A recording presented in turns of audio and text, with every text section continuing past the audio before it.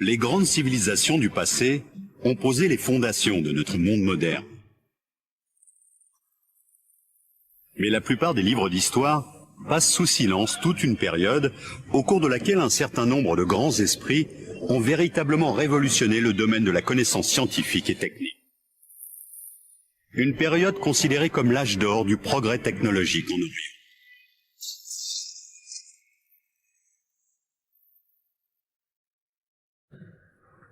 L'Orient reste bien souvent un univers auréolé de mystères, dont les Occidentaux ignorent généralement l'histoire.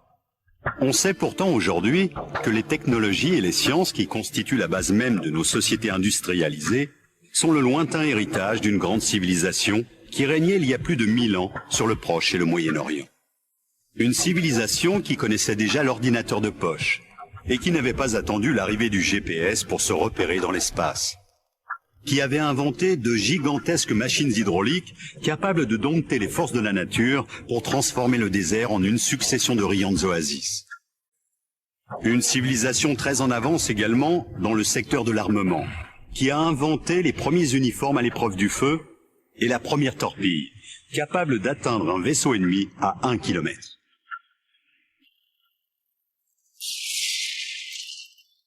L'effondrement de l'Empire romain marque un grand tournant pour la civilisation occidentale. Tandis que l'Europe s'enfonce dans une longue éclipse, le monde oriental, lui, s'épanouit. Comblant le vide laissé par la disparition des grandes civilisations antiques, les mathématiques, la médecine, la littérature et la physique connaissent au Moyen-Orient un essor remarquable. L'évolution qu'a connue la société pendant les 500 ans, qui du 8e au 13e siècle constitue l'âge d'or de la culture islamique, nous oblige aujourd'hui à revoir l'idée que nous nous faisons de l'histoire ancienne. Tandis que l'islam, parti de la péninsule arabique, se propage en Inde, en Afrique du Nord et jusqu'en Espagne, les hommes de science musulmans accumulent une somme de connaissances telles que l'humanité n'en a jamais connue. Pendant 5 siècles, le monde musulman va être le centre du savoir et de la culture. L'Europe n'aurait jamais pu avoir le développement qu'elle a connu par la suite sans l'apport de cette culture. Pendant toute cette période qui a duré de l'an 700 environ à l'an 1600, voire au-delà, il y a une sorte de soif de connaissance permanente. Dès la fin du 8e siècle, apparaît une école qui restera longtemps à l'avant-garde du progrès technique et scientifique. Connue sous le nom de Maison de la Sagesse, c'est un peu l'équivalent de la Sorbonne ou de Polytechnique. Elle attire des intellectuels venus de l'ensemble du monde musulman. On trouve ainsi dans les manuscrits de cette époque un certain nombre d'indices qui donnent à penser que les ingénieurs du monde musulman s'intéressaient aux automates, l'équivalent de nos robots actuels. Au vu des textes anciens et des données archéologiques dont nous disposons, les savants de l'âge d'or de la culture musulmane auraient inventé rien moins que le premier ordinateur de l'histoire de l'humanité. On a ainsi retrouvé dans un manuscrit du Xe siècle, attribué à un astronome du nom d'Al-Biruni, le croquis d'un calendrier à engrenages. La machine d'Al-Biruni permettait, grâce à un système très élaboré, de suivre les mouvements des astres du système solaire. Composé de 8 roues dentées en bronze, ce mécanisme est en soi une véritable prouesse technologique. Tous les cadrans étaient réglés sur la bonne position astrologique avant la mise en service de la machine. Chaque jour, on avançait l'aiguille principale d'un cran, ce qui mettait en action l'ensemble des engrenages, modifiant successivement les indications relatives au Soleil, à la Lune et aux phases de la Lune. Les roues dentées étaient réalisées avec une telle précision que la machine permettait d'indiquer très exactement les jours, les mois et les années. Un livre, écrit au XVIe siècle par un homme de science de l'époque, Taqi al-Din, décrit une mystérieuse machine qui serait, selon les spécialistes, un système hydraulique d'un type particulièrement ingénieux et élaboré. Actionnée par la force de l'eau, cette pompe monobloc à 6 cylindres semble sortir tout droit des bureaux d'études du XXe siècle et n'a rien à envier à une machine moderne. Un modèle réduit de cet engin a été réalisé à Dubaï. Chaque came actionne à son tour un levier constitué d'un bras fixé en son centre et aboutissant à un piston vertical. Une masse de plomb est fixée à l'extrémité supérieure de chaque piston, qui est équipé en bas dans le cylindre d'une valve à clapet. La roue tourne et chaque bras de levier est actionné successivement par les cames. L'eau est remontée à la surface par le piston à valve. Lorsque le levier est libéré, le poids vient appuyer sur le piston et l'eau est évacuée vers le système de distribution. La machine de Taqi al-Din est le fruit d'une évolution remarquable, qui part d'une invention des frères Banu Moussa au début du IXe siècle et passe par les améliorations apportées un peu plus tard par le grand ingénieur Al-Jazari. Mais la civilisation musulmane du Moyen-Âge n'a pas seulement produit des mécanismes ingénieux et des instruments sophistiqués. Les savants et les inventeurs de l'époque ont également créé des machines automatiques géantes, destinées à assurer la survie de millions de personnes.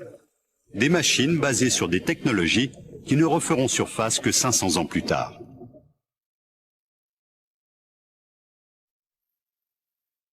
Au XIIIe siècle, les hommes de science du Proche et du Moyen-Orient étaient à la pointe du progrès technologique de l'époque. Les machines inventées pendant l'âge d'or de la civilisation musulmane étaient fondées sur des concepts complexes et révolutionnaires. Un homme fait notamment figure de géant dans ce domaine. Un homme dont le rôle déterminant dans l'histoire de la science est pourtant largement méconnu en Occident. Il s'appelle Al-Jazari. Et il est l'auteur d'un traité qui fait la somme des compétences des ingénieurs orientaux. Sans son livre de la connaissance des procédés mécaniques, dans lequel il décrit les grandes inventions de son époque, 500 ans de progrès technologiques seraient tombés dans l'oubli.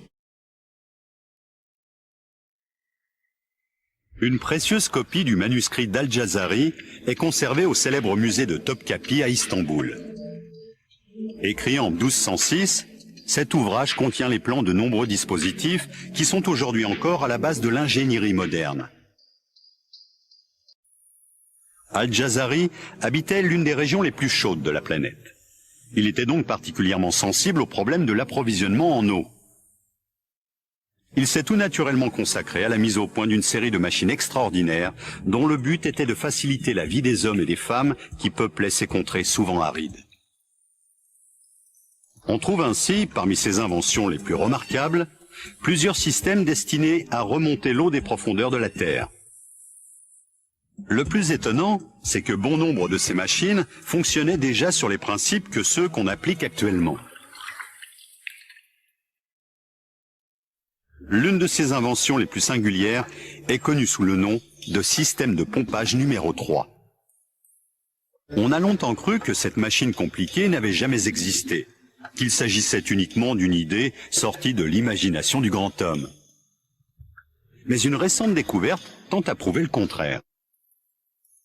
On a en effet retrouvé à Damas, en Syrie, les vestiges d'une roue à eau qui fonctionnait manifestement selon les principes définis dans le manuscrit d'Al-Jazari.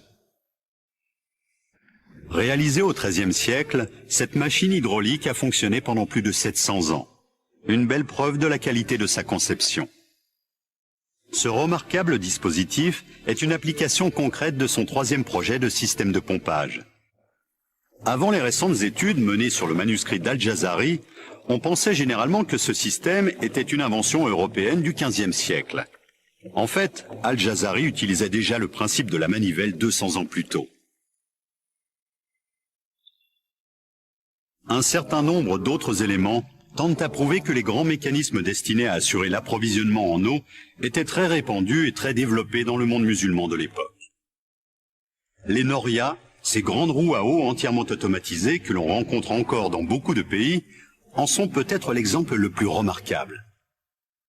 C'est près de Hama, en Syrie, que l'on trouve les norias les mieux conservés. Ce qui est merveilleux avec la Noria, c'est qu'elle marche toute seule. Tout est automatique.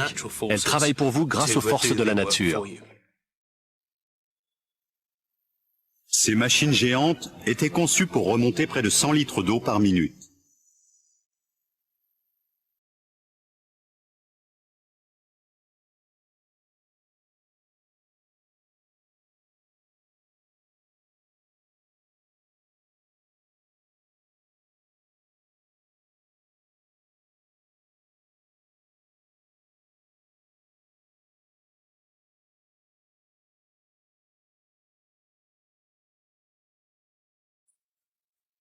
Les plans étonnants que nous a laissés Al-Jazari et les magnifiques roues à eau géantes qui continuent de tourner ici ou là dans certains pays musulmans témoignent de l'extraordinaire développement technologique que ce monde connaissait au Moyen-Âge.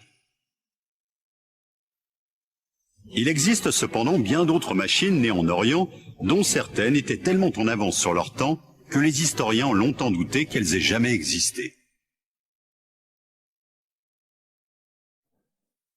Pour les chercheurs qui travaillent aujourd'hui sur les manuscrits arabes du Moyen-Âge, il est de plus en plus évident que nombre de machines n'ont pas été inventées, mais simplement redécouvertes par l'homme moderne. Les résultats des travaux les plus récents nous obligent à repenser toute l'histoire de la mécanique. Je suis persuadé que notre société moderne aurait été très différente si la civilisation musulmane n'avait pas existé. On pense souvent que la pompe aspirante à double effet a été inventée au XXe siècle. En réalité, elle est née quelques 700 ans plus tôt.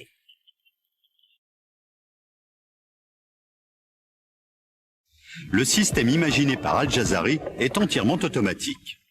Cette évolution aura une influence directe sur le développement de l'ingénierie moderne et donnera naissance, 500 ans plus tard, associé au principe de la manivelle, au premier moteur à vapeur. Prenez la machine numéro 5 d'Al-Jazari. Il s'agit en fait d'une pompe aspirante à double effet. Elle possède 2 cylindres munis de 2 pistons à mouvement alternatif. La pompe est actionnée par une roue à eau, qui entraîne, par un système d'engrenage, un bras oscillant auquel sont reliés les 2 pistons. Les pistons vont et viennent horizontalement dans des cylindres opposés, tous deux équipés de dispositifs d'aspiration par valve et d'acheminement de l'eau. Les canalisations se rejoignent au-dessus de la machine dans un réservoir qui servira ensuite à alimenter le réseau d'irrigation. Les remarquables progrès accomplis par Al-Jazari dans la construction de machines hydrauliques ouvriront la voie à d'autres savants du monde musulman qui ne tarderont pas à inventer des engins encore plus étonnants. Alors que l'Europe est en pleine stagnation, l'Orient connaît un essor technologique particulièrement dynamique. Il y avait une tradition extrêmement vivante des sciences mécaniques dans le monde islamique du Haut Moyen-Âge, qui contrastait avec l'apathie de l'Europe occidentale des 7e, 8e et 9e siècles. 3 personnages ont joué un rôle particulièrement important dans le développement technologique et scientifique de la civilisation musulmane. 3 frères, les Banu Moussa. Les Banu Moussa ont inventé toute une série de machines étonnantes.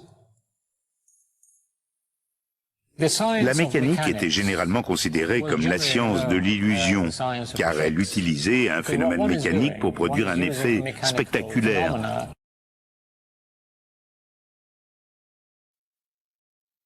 En contrôlant la pression de l'air et de l'eau, ils pouvaient déterminer avec exactitude le fonctionnement de leurs automates. Les techniques de haute précision mises en œuvre dans ce dispositif font aujourd'hui encore partie des fondements de la mécanique moderne. La première de ces inventions est une valve conique qui sert à réguler le débit de l'eau. L'eau située dans le réservoir du haut passe par un trou aménagé au fond, comme vous pouvez le constater. Ce trou est équipé d'une valve conique qui, lorsqu'elle remonte, obstrue le passage. La seconde est un mécanisme qui permet de contrôler la valve en fonction du volume de liquide parvenu en bout de circuit. Le réservoir du milieu fait office de siphon et renvoie l'eau dans le 3e récipient, plus petit, et situé en bas, qui lui est équipé d'un flotteur. Lorsque le flotteur monte, l'eau s'écoule par le robinet. Mais en montant, il repousse vers le haut la valve conique, à laquelle il est relié, ce qui empêche l'eau de s'écouler du premier réservoir vers le 2e. Ce sont exactement les mêmes techniques que l'on retrouve aujourd'hui dans les dispositifs de régulation des machines à laver ou des moteurs d'avion à réaction. Nous sommes en présence d'une civilisation qui a fortement influencé le fonctionnement de notre civilisation actuelle, au quotidien, dans nos foyers, à l'hôpital, à l'école. Et si vous regardez les étoiles, vous constaterez que beaucoup portent aujourd'hui encore des noms arabes.